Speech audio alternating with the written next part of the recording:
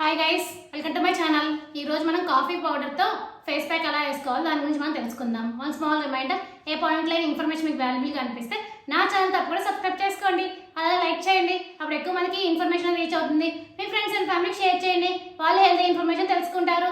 ఇంకా లేట్ ఎందుకు మన టాపిక్లోకి వెళ్ళిపోదాం.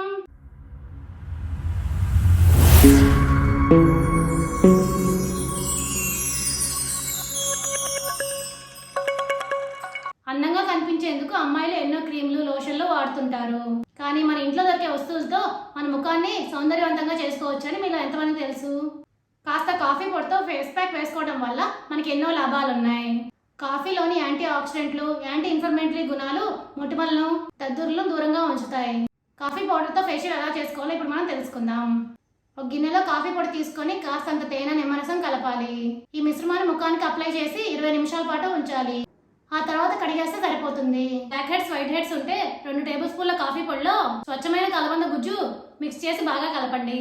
దీన్ని ముఖానికి అప్లై చేసి 10 నిమిషాల తర్వాత గోరువెచ్చని నీటితో శుభ్రం చేసుకోండి. దీనివల్ల బ్లాక్ హెడ్స్, వైట్ హెడ్స్ అనేవి తగ్గుతాయి.